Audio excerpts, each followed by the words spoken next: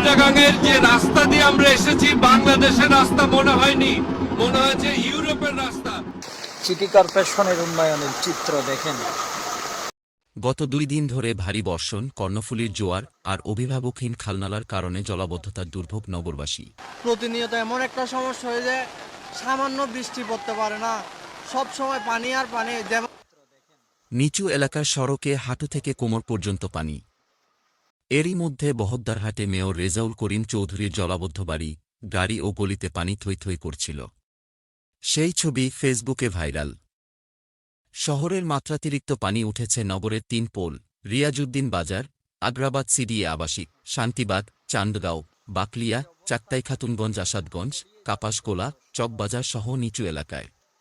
সড়কগুলো উঁচু করার কারণে হাঁটু পানি দেখা গেলেও আশেপাশের বাড়িঘরে কোমর পানি ছিল কর্ণফুলীর জোয়ারের।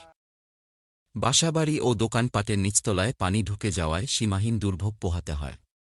রিয়াজউদ্দিন বাজারের অনেক দোকানে পানি ঢুকে নষ্ট হয় পণ্যসামগ্রী।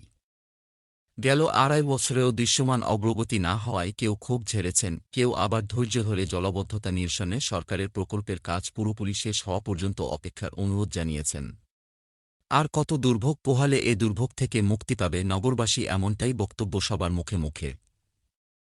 জলবদ্ধতা নিরসনে দ্রুত পদক্ষেপ গ্রহণ করবেন, এমনই প্রত্যাশা শহরবাসী।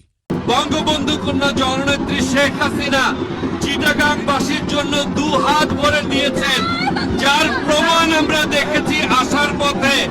চিটাগাংয়ের যে রাস্তা দিয়ে আমরা এসেছি বাংলাদেশের রাস্তা মনে হয়নি, মনে হয়েছে ইউরোপের রাস্তা।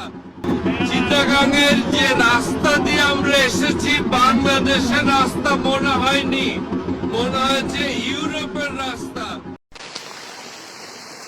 এই হলো চট্টগ্রাম সিটি কর্পোরেশনের উন্নয়নের চিত্র দেখেন।